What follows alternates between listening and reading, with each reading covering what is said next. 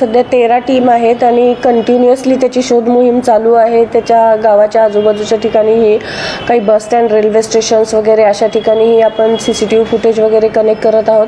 त्याचबरोबर तांत्रिक विश्लेषणावरून त्याच्या कॉन्टॅक्ट्समधले जे लोक आहेत त्यांच्याकडेही इंटरोगेट करत आहोत। त्याच्या फॅमिलीच्या लोकांनाही आपण चौकशीसाठी हे घेतलेलं आहे, ताब्यात घेतलेलं आहे। एकूणच परवा हा इन्सिडेंट घडल्यापासून या आरोपीची ओळख पटवल्यानंतर कंटिन्युअसली हा फॉलोअप सगळे अधिकारी आणि कर्मचारी फील्डवरती करत आहेत।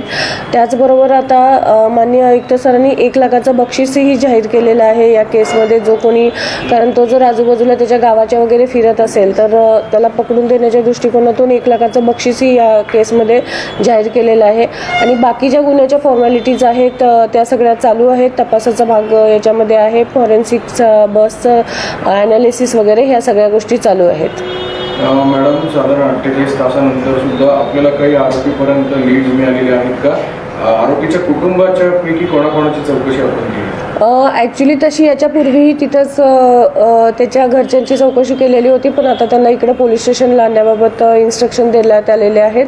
त्याचा भाऊ ऑलरेडी चौकशीसाठी आम्ही ताब्यात घेतलेला आहे आणि जसे जसे आम्हाला लीड मिळत आहेत तसं तसे आमच्या टीम वर्कआउट करत आहेत।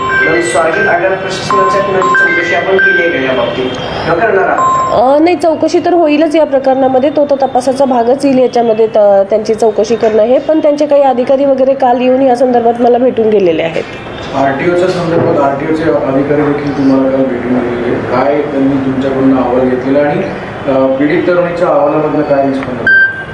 ॲक्च्युली आरटीओचे ऑफिसर येऊन त्यांना ह्या सगळ्या गोष्टींची माहिती हवी होती, ती माहिती विचारण्याच्या दृष्टीने ते आलेले होते।